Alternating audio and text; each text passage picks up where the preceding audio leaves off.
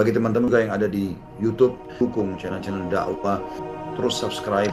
Bukan cuma channel saya, semua channel yang bermanfaat, semua channel dakwah yang baik, dukung akhi dan ukhti. Niat diucapkan atau dalam hati, ya. Kalau kita melihat hadis-hadis Nabi sallallahu alaihi wasallam, Nabi sallallahu alaihi wasallam tidak pernah melafalkan niat kecuali tatkala beliau haji, beliau mengatakan labbaik Allahumma hajjah atau labbaik Allahumma umrah. Itu pun artinya ya Allah aku penuhi panggilanmu untuk umrah. Itu pun kata para ulama Nabi tidak sedang melafalkan niat, tapi Nabi sedang bertalbiyah. Sedang apa? Bertalbiyah. Oleh karenanya tidak diriwayatkan dari Nabi sallallahu alaihi wasallam, jangankan dalam hadis-hadis yang sahih, hadis-hadis yang palsu pun tidak ada dalil bahwasanya Nabi melafalkan niat. Misalnya salat zuhur, usolli, mau tayamum, aku berniat tayamum, mau jamak, aku berniat jamak, mau wudu, aku berniat wudu. Seandainya Nabi pernah lafalkan, pasti sudah ribuan hadis meriwayatkan. Inilah lafal Nabi tatkala wudu, inilah lafal Nabi tatkala salat, inilah lafal Nabi tatkala begini, tatkala begini. Ternyata Nabi tidak pernah diriwayatkan melafalkan niat. Demikian juga para sahabat yang ribuan, mereka juga tidak pernah diriwayatkan melafalkan niat.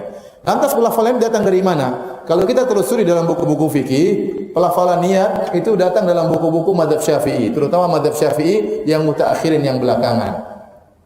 Mereka mengatakan yustahabbu, dianjurkan, bukan disunnahkan. Karena kalau dikatakan yusannu, disunnahkan, berarti datang dari Nabi. Karena mereka tahu Nabi tidak pernah melakukannya, mereka mengatakan dianjurkan. Dianjurkan buat apa? Supaya orang mengkokohkan niat, supaya niatnya tidak goyang. Maka sebelum dia sholat dia ngomong dengan sir, dengan pelan, sholli fardhu dhuhri, untuk mengkokohkan saja, untuk mengkokohkan saja. Jadi tidak perlu keras-keras. Usolli fardhu dhuhri arba'a raka'atin. Ya orang juga sudah tahu ente salat zuhur, enggak usah bilang-bilang sama tetangga kanan kiri. Tujuannya bukan untuk melaporkan kepada tetangga kanan kiri, bukan ya. Tujuannya menurut ulama Syafi'iyah adalah untuk mengkokohkan niat. Maka perlu dilafalkan cuma dengan apa? Sir. Maka tidak perlu besar-besar kanan kiri, apalagi lapor sama Allah. Allah sudah tahu niat Anda ikhlas atau tidak, ya. Tetapi itu tujuannya adalah untuk mengkokohkan dalam apa yang kita niatkan. Itu pendapat ulama Syafi'iyah yang belakangan. Tapi wallahu a'lam bishawab, pendapat yang lebih benar tidak perlu. Tidak perlu, karena Nabi bersabda wa khairul huda huda Muhammadin. Sebaik-baik petunjuk adalah petunjuk Nabi.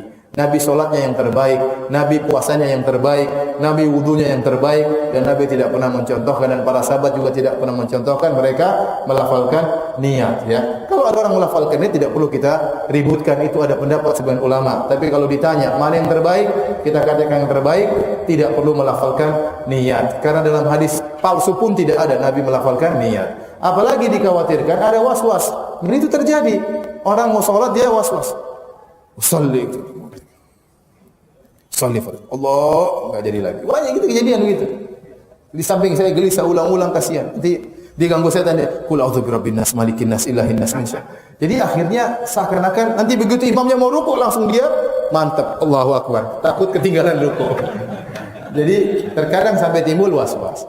Tapi saya katakan, kalaupun Anda mengikuti mazhab Syafi'iyah melafalkan niat, maka tidak perlu keras-keras. Itu antara Anda untuk mengukuhkan niat Anda, bukan untuk melaporkan kanan kiri, apalagi melaporkan kepada Allah. Namun saya katakan yang terbaik tidak perlu melafalkan niat, karena solat yang terbaik adalah solatnya Nabi sallallahu alaihi wasallam. Nabi bersabda, "Shallu kama ra'aitumuni usolli." Salatlah kalian sebagaimana kalian melihat aku salat, dan Nabi tidak melafalkan niat tatkala hendak salat.